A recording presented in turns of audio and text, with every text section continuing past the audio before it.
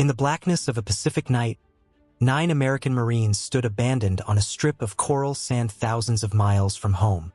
Behind them, the silhouettes of submarines slipped beneath violent waves. Before them, an island crawling with Japanese soldiers who would show no mercy. This is the story of a raid that was meant to change the course of World War II, but instead became one of the most controversial and tragic operations in Marine Corps history. What happened on Makin Island in August 1942 would haunt the survivors for decades, reshape American special operations forever, and end with 9 men facing a fate so brutal that the truth would remain buried until long after the war ended. Stay with me, because what you're about to hear will change everything you thought you knew about heroism, sacrifice, and the terrible cost of war.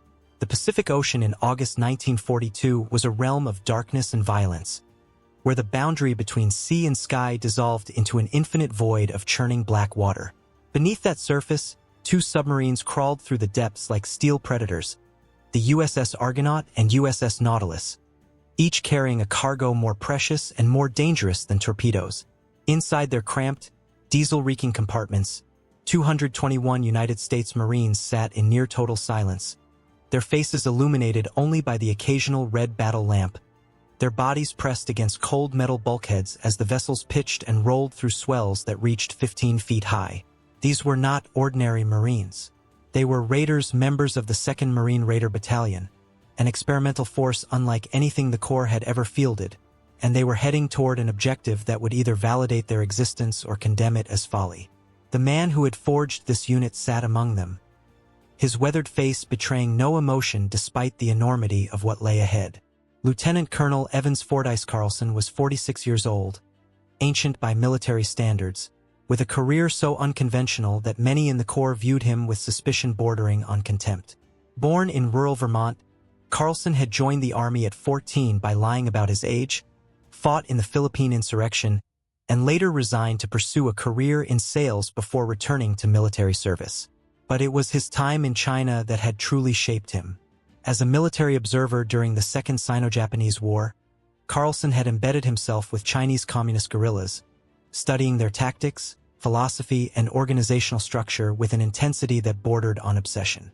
He had watched how these fighters, poorly equipped, often outnumbered, had used mobility, surprise, and ideological cohesion to harry Japanese forces across vast stretches of territory.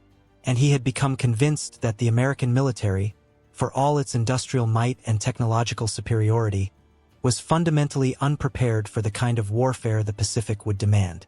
The Marine Corps, in Carlson's view, was hidebound by tradition, rigidly hierarchical and dangerously conventional. So when he was given permission to form his own battalion, he had set about creating something radically different. His raiders would operate on principles of ethical indoctrination, a concept he borrowed from the Chinese communists, though he carefully avoided using that term when speaking to his superiors. Officers and enlisted men would eat together, discuss strategy together, hold councils where even the lowest private could voice concerns. Rank would be respected, but rigid formality would be discarded. Every man would know not just what he was supposed to do, but why he was doing it. They would be bound not by fear of punishment but by commitment to the mission and loyalty to each other. Carlson called this philosophy Gung-Ho, a Chinese phrase meaning work together, and it became the battalion's watchword, shouted in training, whispered in the dark before operations, a reminder that they were more than a military unit. They were a brotherhood. The training had been merciless. While other Marine battalions drilled in conventional tactics, Carlson's men had endured forced marches of 50 miles, practiced amphibious landings until their hands bled from hauling rubber boats through surf, and learned to kill with knife, pistol, rifle, and bare hands. They were equipped differently too. Each raider carried weapons chosen for close-quarters violence. Thomason submachine guns with their distinctive drum magazines, Browning automatic rifles that could shred a tree line in seconds, M1 Garand rifles for precision fire, and the venerable Springfield bolt action for designated marksmen. They wore soft caps instead of helmets, carried lighter packs, moved faster than conventional infantry. They were, in theory, the American answer to British commandos, elite shock troops capable of striking Japanese positions from the sea, wreaking havoc and vanishing before the enemy could respond. But theory and practice were about to collide with devastating force. The target was Makin Island, or Butaritari, as it appeared on older maps, a sliver of coral and sand in the Gilbert Islands chain, roughly 2,000 miles southwest of Pearl Harbor. Intelligence reports suggested the Japanese had established a seaplane base there, using it to patrol vast stretches of ocean and threaten Allied supply lines to Australia. More importantly, American forces had just launched a desperate offensive at Guadalcanal, and the High Command believed a raid on Makin might force the Japanese to divert reinforcements away from that crucial battle. It was a strategic calculation, a military gamble dressed up as aggressive action. Carlson and his raiders would land, destroy the seaplane facilities, gather intelligence, kill as many Japanese as possible, and withdraw before the enemy could mount an effective response. The operation was approved at the highest levels. Even President Franklin Roosevelt, searching for good news to boost American morale after months of defeats, had personally endorsed the mission. What no one fully appreciated was how thoroughly things could go wrong. The submarines surfaced shortly after midnight on August 17, 1942, approximately 2 miles from the northern shore of Makin. The ocean was a heaving chaos of whitecaps and spray, driven by winds that howled across the open Pacific with the fury of a gathering storm. Rain fell in sheets so thick that men could barely see 10 feet in any direction. This was supposed to be the calm season, but the Pacific recognized no such promises. As the deck crews worked to launch the rubber boats, 18 of them, each designed to carry 12 men, the full horror of their situation became apparent. Waves crashed over the submarine decks with enough force to knock grown men off their feet. The boats, designed for moderate surf, were pathetically inadequate for these conditions. And the outboard motors, stored for weeks in submarine compartments heavy with moisture and salt air, coughed and sputtered and died with maddening frequency. The first boats away were immediately caught by a massive swell and hurled backward toward the submarine's hull. Men paddled frantically, arms burning, voices lost in the roar of wind and water. One motor caught fire, sending flames dancing across the churning surface before the sea swallowed it. Another boat capsized completely, dumping its occupants into water so dark they could not tell which way was up.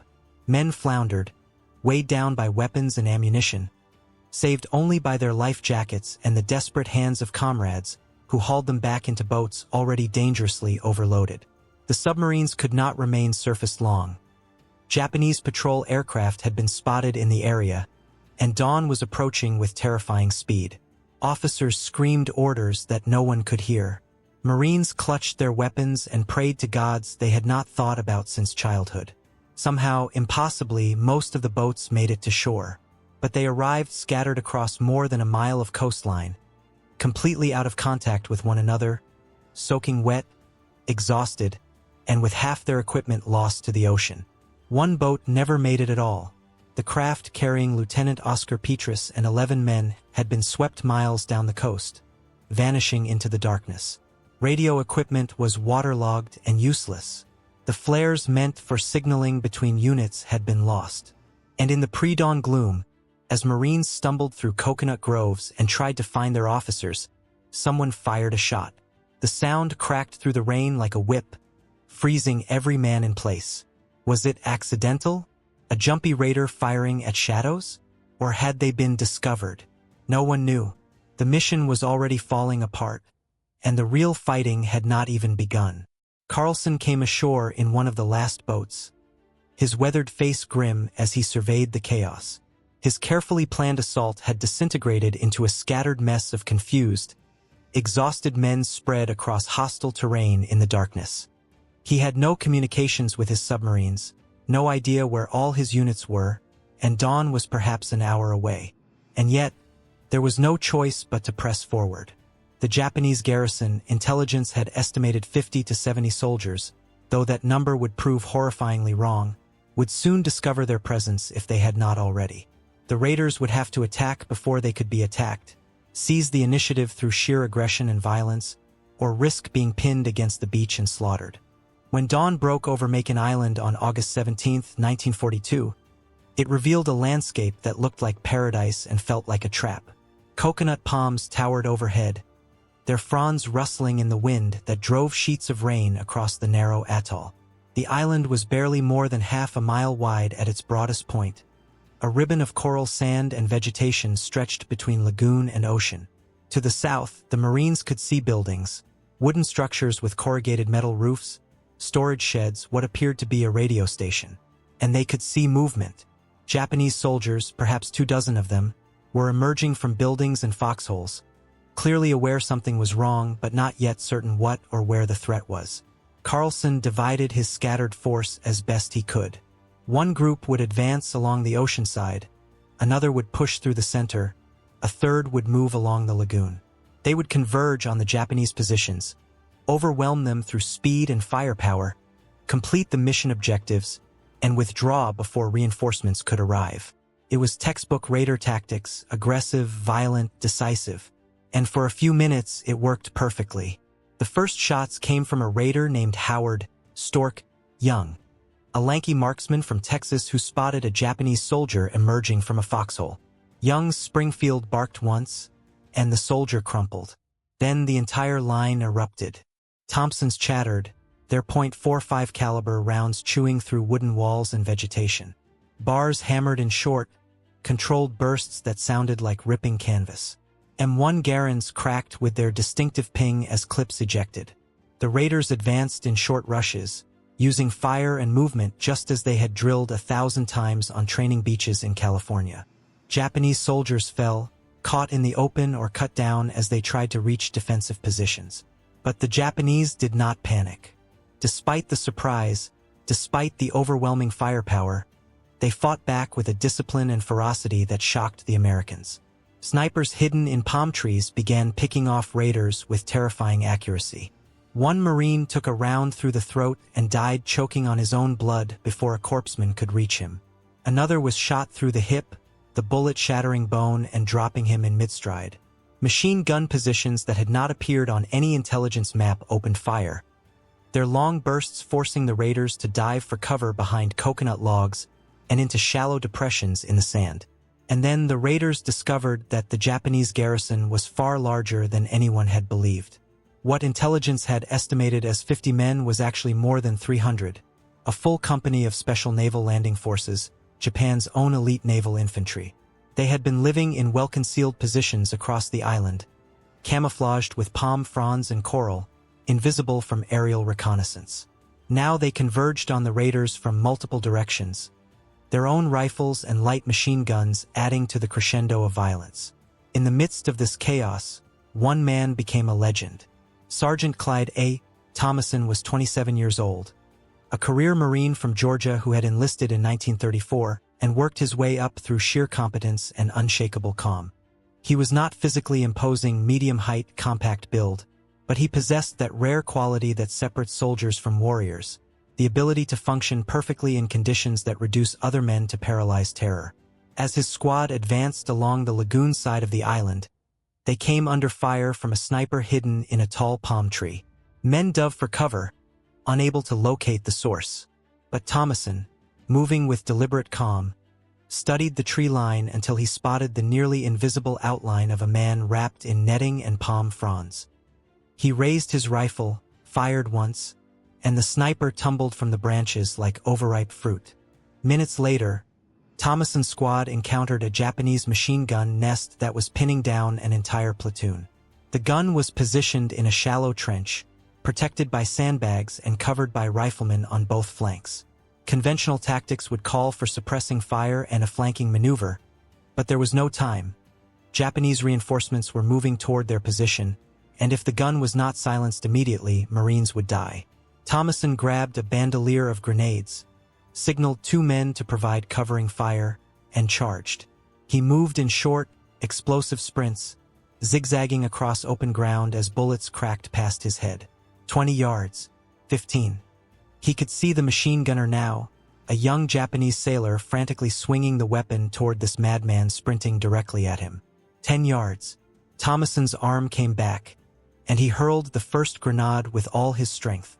It landed short, exploding in a fountain of sand and shrapnel that threw the gunner backward.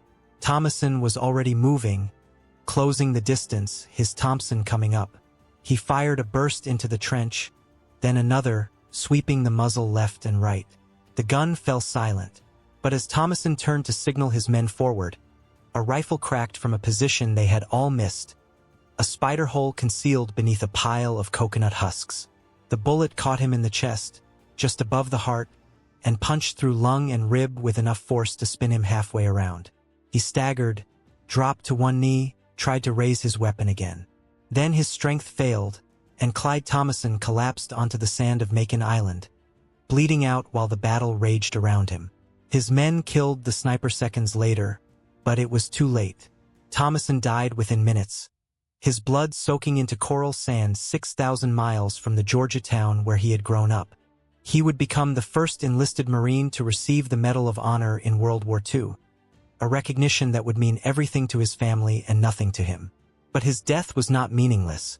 His actions had broken the Japanese line at a critical moment, allowing the raiders to push forward and seize their primary objectives. Over the next several hours, the battle devolved into a brutal, close-quarters struggle. The raiders pushed from building to building, clearing Japanese positions with grenades and automatic weapons fire. They burned fuel storage tanks, sending towers of black smoke boiling into the rain-heavy sky. They destroyed 2 seaplanes that had been hidden in camouflaged revetments near the lagoon. They sank a small patrol boat and 2 cargo vessels. And they killed.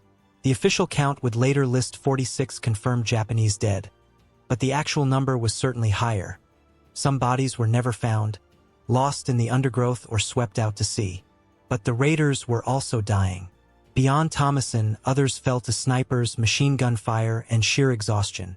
Men collapsed from heat stroke despite the rain, their bodies unable to cope with the adrenaline, exertion, and tropical climate. One raider was shot through the face, the bullet destroying his jaw but miraculously missing vital arteries. A corpsman stuffed the wound with gauze and gave him morphine, and the man kept fighting, unable to speak but still able to pull a trigger. Another Marine took shrapnel from a Japanese grenade and died slowly, calling for his mother while his friends held him and lied that help was coming. And through it all, Carlson struggled with a terrible realization. They could not stay. The mission objectives had been largely accomplished. The seaplane base was destroyed, intelligence documents had been captured, Japanese forces had been mauled. But the island was not secure. There were still enemy soldiers in concealed positions across the atoll. Worse, radio intercepts indicated that Japanese reinforcements were on their way. Patrol boats from nearby bases, possibly aircraft, maybe even destroyers. If the raiders were still on the island when those forces arrived, they would be annihilated. The withdrawal was supposed to begin around midday. Carlson sent runners to gather his scattered companies, ordering them to fall back to the beach for extraction. The submarines would surface, the raiders would load into their rubber boats, and they would slip away before the Japanese could mount a serious counterattack. It was the same plan that had been briefed a dozen times before the mission. It should have been straightforward. It became a nightmare. The ocean had grown worse. If anything, the surf was more violent than during the landing, driven by winds that had increased throughout the morning. Waves reached 12, 15, even 20 feet, crashing onto the beach with enough force to shake the ground. The rubber boats were laughably inadequate. As soon as Marines launched them, the boats were caught by the waves and hurled back onto the beach, torn apart by the sheer power of the water. Outboard motors that had barely functioned during the landing were now completely useless, clogged with sand and salt. Men paddled with all their strength and made no progress at all, watching in horror as they were driven backward despite their desperate efforts. Carlson watched boat after boat fail. He watched Marines dumped into the churning surf, their weapons lost, their strength failing. He watched men clinging to overturned boats as waves pounded them again and again. And he made a decision that would haunt him for the rest of his life. They would have to wait. They would stay on the island until the ocean calmed, even if that meant spending another night in hostile territory. The submarines could not remain surfaced. They were too vulnerable to air attack. They would submerge and return after dark for another extraction attempt. The next hours were agony. The raiders pulled back into a defensive perimeter near the beach, expecting a Japanese counterattack at any moment. Men dug shallow fighting positions in the sand, set up their few remaining machine guns, and stared into the coconut groves with exhausted, terrified eyes. Some of them were barely conscious. Others wept openly, overcome by the stress and horror of what they had experienced. A few prayed. Many simply stared at nothing, their minds retreating from a reality too brutal to process. No major counterattack came. The Japanese forces remaining on the island were too disorganized, their own casualties too severe. But the psychological pressure was immense. Every rustle in the undergrowth might be an enemy soldier. Every shadow could hide a sniper. The rain continued falling, soaking men who were already wet to the bone, turning the beach into a slurry of sand and coral that clung to everything. As darkness fell, Carlson called his officers together for a council, the democratic decision-making process he had preached throughout training. The situation was desperate. They had lost men, their ammunition was running low, and another night on the island might mean complete disaster. But the alternative, trying to fight through that impossible surf in the darkness, might kill more men than staying ashore. The officers talked quietly, their voices barely audible over the wind and surf. Finally, they reached a consensus. They would make one more attempt at extraction. If it failed, they would surrender. The word hung in the air like poison. Marines did not surrender. The Corps had never officially sanctioned such an action in its history. But the alternative was the annihilation of the entire force. Carlson authorized the preparation of a message to the Japanese commander, offering to surrender if the wounded were properly treated. It was never sent, but its very existence revealed how close to the edge they had come. At 2,130 hours, the submarines surfaced again. And this time, whether through luck, divine intervention, or simple desperation, the evacuation began to work. The surf had calmed slightly, still dangerous, still violent, but just barely manageable. Boats that would have been destroyed hours earlier now made it through the breakers. Slowly, agonizingly, Marines began loading aboard. The wounded went first, carried by their comrades and laid in the bottoms of boats that pitched and rolled sickeningly. Then the riflemen, still clutching their weapons, eyes scanning the darkness for a final Japanese attack that never came. Carlson was among the last to leave, standing on the beach as boat after boat pulled away, counting heads, checking lists, making sure every man was accounted for. And that was when the terrible truth became clear. 9 Marines were not on the beach. 9 men were missing. Some had become separated during the initial landing and never made it to the rally point. Others had been cut off during the fighting and were believed dead, their bodies not recovered. One man, it would later be learned, had simply refused to leave. Private Ernest Peter was so disoriented from heat stroke and stress that he wandered inland while his unit withdrew, disappearing into the coconut groves. Carlson faced an impossible choice. He could order the boats back to shore and search for the missing men, but that would risk the entire force, and there was no guarantee they could be found in the darkness. Or he could give the order to withdraw, leaving 9 Marines behind on an island crawling with Japanese soldiers. It was the kind of decision that shatters men, the choice that leaves scars deeper than any wound. He chose to save the many by abandoning the few. The submarines dove before dawn, carrying 212 raiders away from Makin Island. 9 men remained behind. For 2 days, those 9 Marines hid in the undergrowth, drinking from coconut shells, eating raw roots, trying desperately to avoid Japanese patrols that combed the island searching for them. They had no weapons except for a few pistols and knives. They had no communications, no way to signal for rescue. They had nothing but hope, and hope was not enough. On August 19th, Japanese soldiers found them. The Marines were exhausted, starving, and unarmed. They did not resist. They were bound and taken to a command post, where a Japanese officer interrogated them through an interpreter. Who were they? How many had come? What was their mission? The Marines said nothing or gave only name, rank, and serial number, just as they had been trained. The Japanese commander made a decision. These prisoners would be transported to Kwajalein Atoll, where a larger garrison and intelligence officers could conduct proper interrogations. The 9 raiders were loaded onto a transport vessel and shipped across hundreds of miles of ocean. Their hands bound, their spirits broken, their only comfort the fact that they were still alive. At Kwajalein, they were interrogated again. Japanese intelligence officers wanted to know about American submarine capabilities, the strength of Marine forces in the Pacific planned operations. The Marines resisted as long as they could, but torture has a way of breaking even the strongest will. Some of them talked. It did not matter. Their information was fragmentary, already outdated by the time they revealed it. On October 16, 1942, exactly 2 months after the raid, a Japanese military court convened on Kwajalein. There was no trial in any meaningful sense. No defense counsel, no opportunity for the accused to speak, no consideration of international law regarding prisoners of war.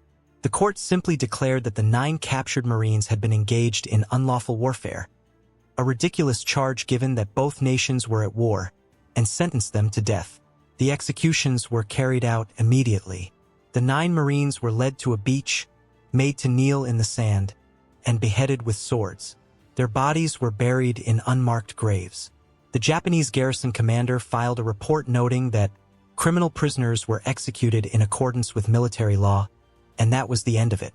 Back in the United States, the 9 men were simply listed as missing in action. Their families received letters expressing regret and uncertainty.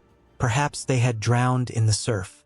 Perhaps they had been killed in the fighting and their bodies never recovered. The families mourned, but they also hoped, because missing did not mean dead, not definitively, not until there was proof. The proof did not come until after the war ended. When Allied forces occupied the Gilbert and Marshall Islands, investigators began combing through Japanese military records. They found the reports from Kwajalein. They found the burial records. They found sworn statements from Japanese officers who had been present at the executions. And slowly, painfully, they pieced together what had happened to the 9 Marines who had been left behind on Makin Island. The revelation was devastating.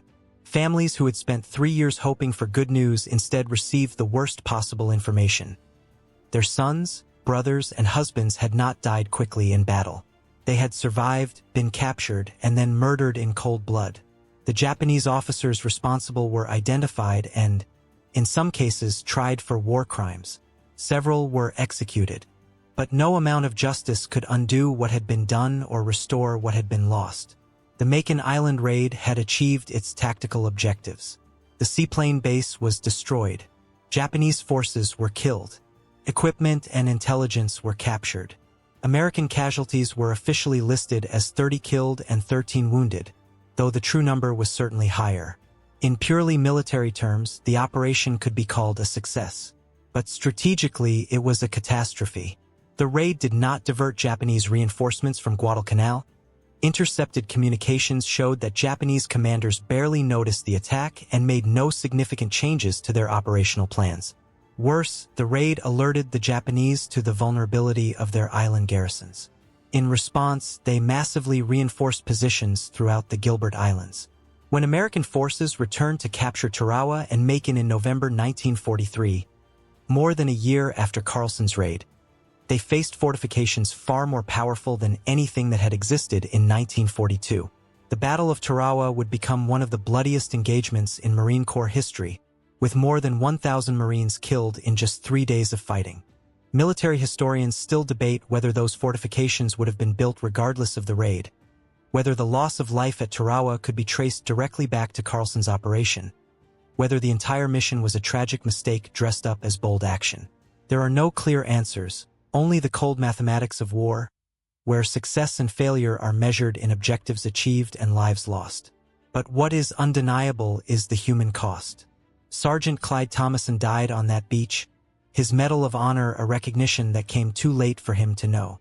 8 more Marines died in the fighting, their bodies recovered and returned to families who would spend lifetimes grieving. And 9 more died months later, murdered far from home by an enemy who saw them not as soldiers but as criminals deserving of death. Evans Carlson survived the war, though the Makin raid followed him like a shadow. He commanded the raiders in other operations, most notably the brutal Long Patrol on Guadalcanal, where his men marched through jungle hell for 30 days, killing hundreds of Japanese soldiers while losing only a handful of their own. But his unorthodox methods and leftist sympathies made him too controversial for the peacetime corps. He was forced into retirement in 1946, a hero to his men but viewed with suspicion by the establishment he had never quite fit into. He died in 1947 of heart failure, taking with him the burden of decisions made in darkness on a Pacific beach. The Raider battalions themselves were disbanded in 1944, absorbed into conventional Marine regiments. But their legacy endured. The concept of elite, specially trained units capable of deep raids and unconventional operations became foundational to American military doctrine.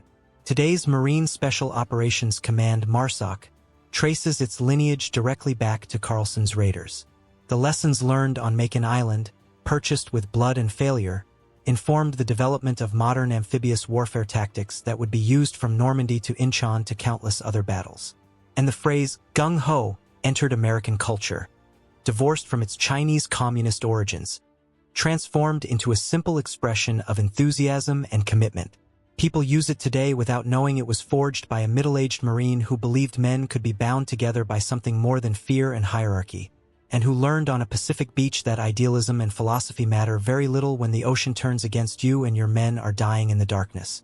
The 9 executed Marines were Private Leland Harbison, Private Cletus Cotton, Private William McCall, Private Ernest Peter, Private Richard Albert, Sergeant Kenneth Pratt, Corporal Harold Pearsall, and 2 others whose names have been lost to history or remain disputed in military records. They were young men, most in their early 20s, who had volunteered for the most dangerous unit in the Corps. They had survived the training, the landing, the battle, only to die kneeling in sand while Japanese officers stood behind them with drawn swords. Their story reminds us that war is not a series of heroic moments and clear victories.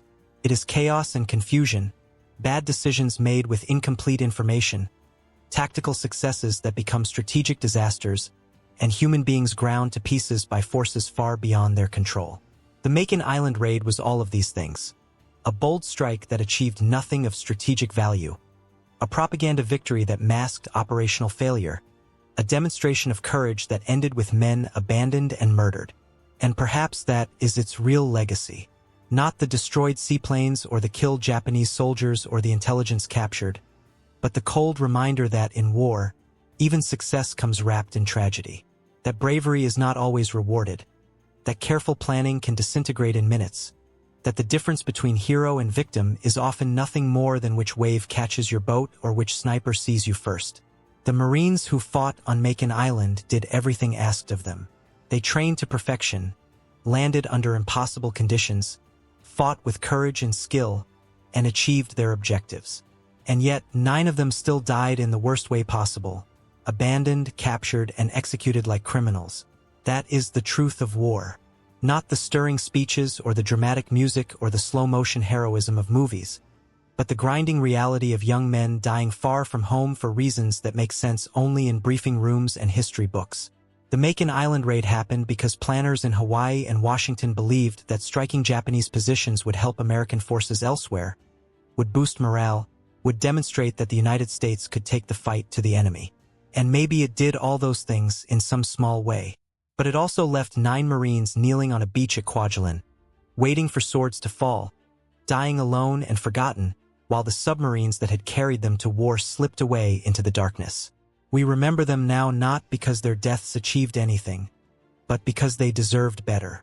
They deserved a plan that accounted for Pacific surf and tropical storms. They deserved intelligence that accurately counted enemy soldiers. They deserved equipment that worked and boats that did not break apart and an ocean that showed mercy. They deserved to come home. They deserved to be remembered. If you enjoyed this documentary, don't forget to subscribe, leave a like, and share your thoughts in the comments. What do you think was the real turning point of the Makin Island raid, and could the outcome have been different?